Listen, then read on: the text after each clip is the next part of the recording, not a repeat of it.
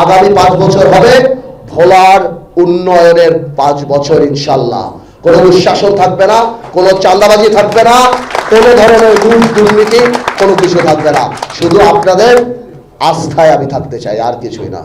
আমি আপনাদের একটা কথা বলছি, একটা কথা দিচ্ছি, আমি ইনশাল্লাহ নির্বাচিত হলে, আমি ইনশাল্লাহ এই ভোলাতে 12 তারিখে নির্বাচিত হলে আপনারা নিশ্চিন্ত থাকতে পারেন, চাঁদাবাজি এই ভোলাতে হবে না। আমার কোনো ক্যাডার নাই, আমি অন্যায় করি না, আমার অন্যায়কারীর দরকারও নাই। আমার সবচেয়ে বড় পুঁজি আল্লাহর রহমত এবং আপনাদের ভালোবাসা। আপনি 1 লক্ষ টাকা কামাই করবেন মাসে, 50,000 টাকা যদি চাঁদাই দিতে হয়, 20,000 টাকা যদি কেউ আয়সা নিয়ে যায় আপনার কাছ থেকে এই নামে সেই নামে, তাহলে সেই ব্যবসার লাভ কি লাভ? আর ব্যবসায়ীরা ব্যবসা করবেন। এই যে বাংলাদেশে আমরা দেখি না কত বড় বড় রাজনীতিবিদরা, কত বড় বড় ব্যবসায়ীরা, যাদের সরকারের সাথে কোনো দরকারই ছিল না, কেউ তৎকালীন সরকারকে মা বানায়, কেউ তৎকালীন সরকারের সাথে কবরে যেতে চায়, কেউ তৎকালীন সরকারকে নিয়ে কবিতা লেখে, কেউ তৎকালীন সরকার স্টেজে উঠে বলে কি দরকার, আপনি আপনার ব্যবসা করেন, ডোন্ট ক্রস দ্য লাইন। আমরা পলিটিক্স করি, আমাদের করতে দেন। আপনারা ভালো জানেন আপনাদের জন্য ভালোকে খারাপকে কে কি করতে পারে। সুতরাং কালকে থেকে, আগামী থেকে আপনারা যারা আছেন ব্যবসায়ী, তারা আমাদেরকে গার্ডে রাখবেন যে পার্থ কি করতেছে।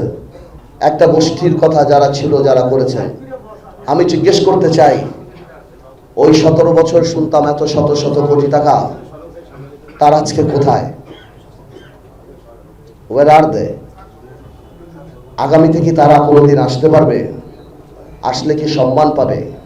এই যে মুসলিমের উপরে অত্যাচারগুলি ছিল প্রতিটা দিন, প্রতিটা মুহূর্ত, সেই যে টাকা, কোটি কোটি টাকা, শেলটেকের টাকা, এর টাকা, ওর টাকা, আজকে কোথায়? কারণ কি জানেন? সেই টাকায় বরকত ছিল না।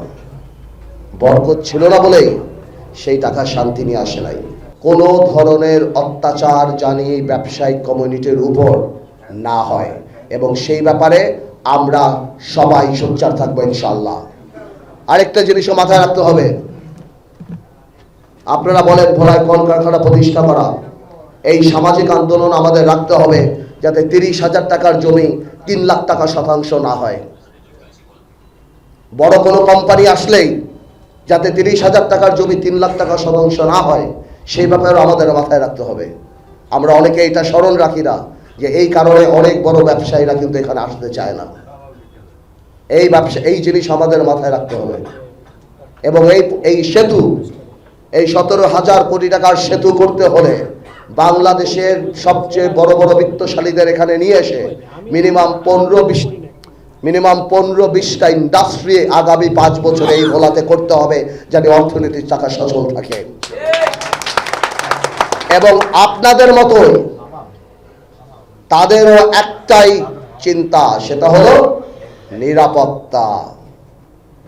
ঠিক আপনাদের যেটা বললেন একটু আগে, আমার এক মুরব্বী বলে গেল যে শেলটেকের কত টাকার বালি কত টাকায় কিনতে হয়েছে, কত টাকার ইট কত টাকায় কিনতে হয়েছে। এই জিনিসগুলি আমাদের মাথায় রাখতে হবে। আমরা জানি সবাই এই ব্যাপারে এক থাকি এবং আমরা জানি সোচ্চার থাকি। ভোলাকে ডেভেলপ করাতে হলে ভোলাতে ইন্ডাস্ট্রিয়ালাইজেশন করতে হবে, ভোলাতে ইপিসেট করতে হবে, ভোলাতে ব্যবসায়ীদেরকে নিয়ে আসতে হবে। তখনই এই ভোলার লক্ষ্য যে বেকার সমস্যা, সেগুলি দূর হবে।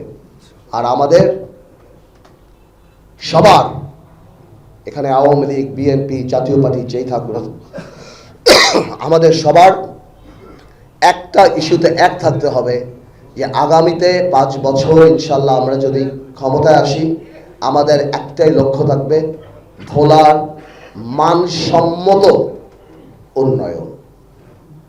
মেডিকেল কলেজ হবে, ডাক্তার থাকবে না। হাসপাতাল হবে, ডাক্তার থাকবে না। স্কুল আসবে, টিচার থাকবে না। এই উন্নয়ন দিয়ে কোনো লাভ নাই। হাসপাতাল আমরা কিন্তু আগের আমলেও দেখছি, কিন্তু সেটা করে কিন্তু লাভ হয় না। সুতরাং আমাদের মানসম্মত উন্নয়নের ব্যাপারে মাথায় রাখতে হবে। এবং এই ভোলার অর্থনীতির চাকা আপনারা চালিয়ে বেড়ান। আপনাদের জানি আমি সব সময় যে কোনো ক্রাইসিসে সবাই জানি সম্মিলিতভাবে আমি পাই আপনাদেরকে। আপনাদের এই ওয়াদা আমাকে করতে হবে, যাতে করে যে কোনো প্রবলেমে আপনারা আমাদেরকে পাশে দাঁড়িয়ে একটা সামাজিক আন্দোলনও আপনারা করতে পারেন, যাতে করে আমরা এই ভোলাতে বাংলাদেশের বড় বড় ব্যবসায়ীদেরকে ইন্ডাস্ট্রি করার জন্য নিয়ে আসতে পারি। এটা হলেই ভোলা সামনের দিকে এগিয়ে যাবে, এছাড়া আর কোনো উপায় নাই। আর আমাদের কাছে এটা নিরাপদ, আমাদের ভোলায় কোনো ব্যবসা বাণিজ্য নাই, আমাদের কোনো আত্মীয় স্বজন নাই যারা ভোলায় কন্ট্রাক্টরি করে, আমাদের কোনো আত্মীয় স্বজন নেই যারা জমির ব্যবসা করে, যারা ইটের ব্যবসা করে, যারা বালির ব্যবসা করে, আমাদের কেউ নাই। ইনশাল্লাহ আগেও ছিল না, এখনো নাই, আগামীতে হবে না। এবং কেউ বিশ্বাস করে না যে নাজিউর রহমান মঞ্জুর ছেলে এই ভোলা থেকে 1 টাকা কোনোদিন চুরি করবে বা দুর্নীতি করবে, ইনশাল্লাহ এটা তো বিশ্বাস করে না। সুতরাং আমরা আপনাকে আশ্বস্ত করছি যে আমরা এই ভোলাতে